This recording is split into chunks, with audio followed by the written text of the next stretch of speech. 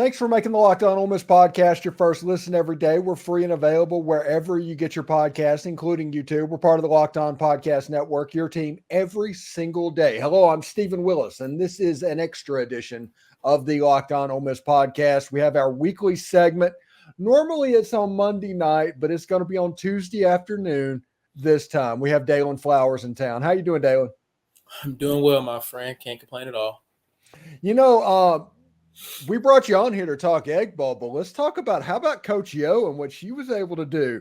That was a game, winning a championship game by 20 points over Michigan. I'm not aware if Michigan stole signs from Coach Yo, but we'll see what happens, since that's apparently an okay thing for Michigan to do. But Ole Miss, the champion of that.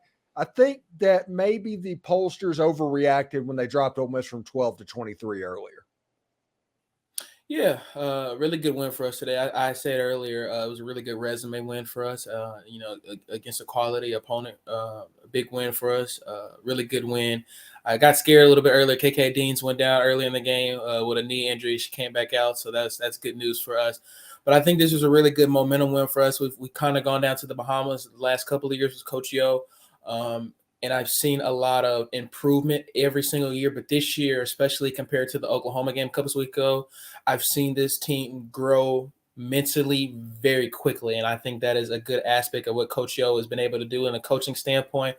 But we look really good. We shot the ball a lot better than we have the past couple of games. We were doing very well in transition. I think some of the things we need to continue working on is rebounding. But I'm very proud of how the girls are looking so far. I think this is a team that's going to continue to be reckoned with. I know they talked a lot about throughout the game that we were ranked 4th in the conference for the preseason poll, which is the highest ranking ever for the school women's team. And I think that's just a testament to where we are and how far this team is under Coach Yo.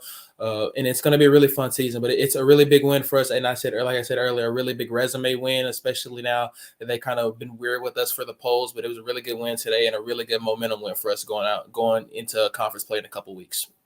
Yeah, I noticed a couple of things in that game. First of all, the we defend stuff that they did last year, that's absolutely real. At one point in the third quarter, at the end of the third quarter, it was like 6 of 40 Michigan was shooting the ball. So they just locked them down. And the outside shooting was a little bit better. They were a little bit better in transition than what I remember from last year.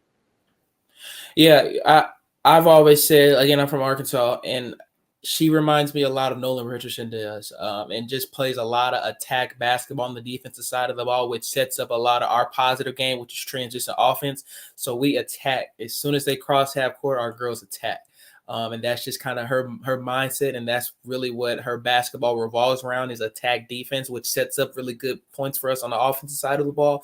And they've all bought into that, and it's really working so far. And we've seen it work in the past, but I think this group of players that she's brought in, especially with the transfers like Kennedy Ty Williams and KK Dean, and a lot of the new freshmen are really set for her type of basketball, which will allow them to succeed, especially going on throughout the season. I'm really proud of how they developed very quickly, especially bouncing off a loss a couple weeks ago. They really responded really well, and I think that's just a testament to what Coach Yo and her staff are really doing behind closed doors, allowing these girls to be more comfortable inside their own world of basketball.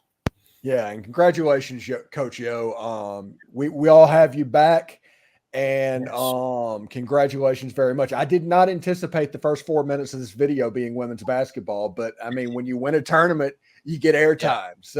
Yeah. So Ole Miss wins the battle for Atlantis, and Coach Yo and the Lady Rebs, and they took down Michigan because, the weirdest thing for me is Michigan has become my least favorite team in college football.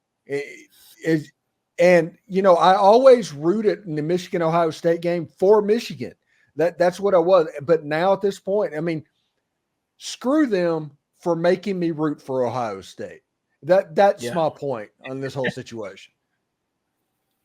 Yeah, I know Michigan has kind of been the rival of America the last month and a half, and I think that's just kind of been the standpoint for everyone. But it's a good win for us, and I am very informative to see how they play out in the poll game with us now, just in terms of this. It wasn't just a big win, but it was a tournament championship for us as well. So we're bringing a trophy back to Oxford. So we'll see how the poll rankings decide to move us up in terms of the poll this upcoming weekend.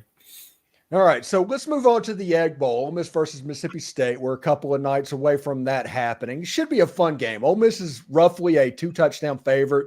It goes like 12 and a half, 13 and a half. It goes up and down no matter where you are, but it seems to be kind of ending up to where it needs to be. What are your expectations in this game? You know, Dart has talked about, since this past weekend, and even Lane has talked about the mindset, especially going after this win this week after last year's loss. And I honestly expect them to be really hungry. We had a disappointing first half against ULM this weekend, and I think the offensive side of the ball is looking to regroup and really dominate this Thursday. And I think that is a call out for me to them, honestly, to see how you respond off the past couple of 2 weeks.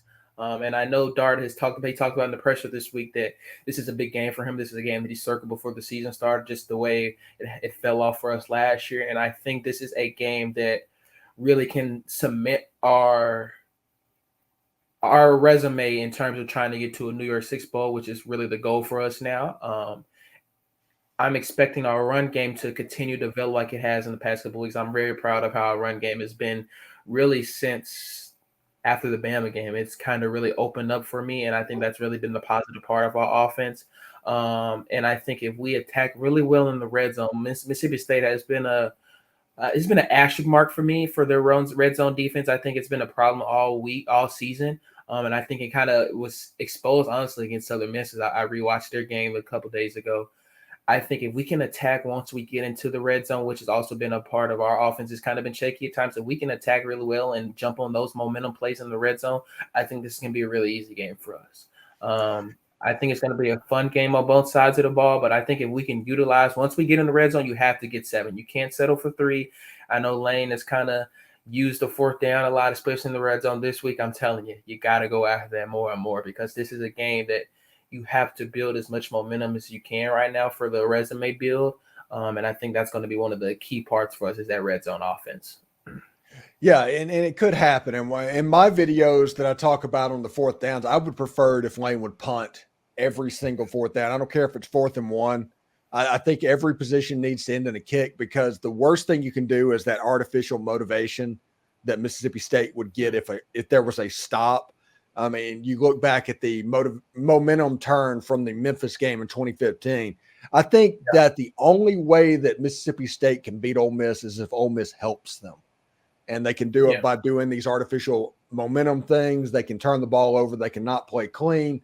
Those 3 things makes this a dogfight. If Ole Miss just plays clean and plays football, punts the ball, I think they win the game, because I'm just not 100% sure that Mississippi State is going to be able to score, because Pete Golding just absolutely feasts on mid offenses.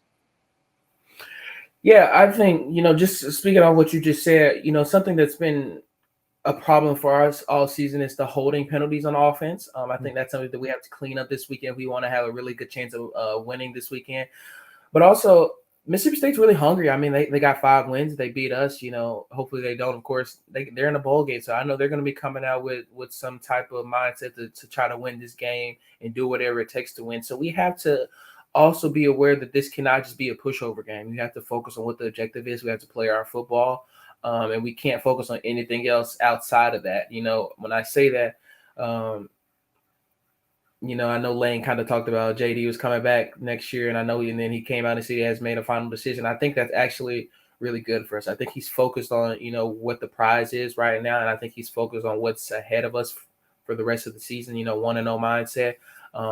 And I think this just can't be a pushover game. We continue to play the way our game has established all season. I see us having no problems this Thursday. Yeah, and if Ole Miss can take care of business Thursday night, and they're getting ready, they're trying to get into the New Year's Six. And the 2 teams that are ahead of them in the rankings are the Missouri Tigers, who honestly, other than a last-second 60-yard field goal to beat Kansas State, their resume is not impressive at all. Penn State has losses to Ohio State and Michigan, but so their resume is kind of similar to Ole Miss.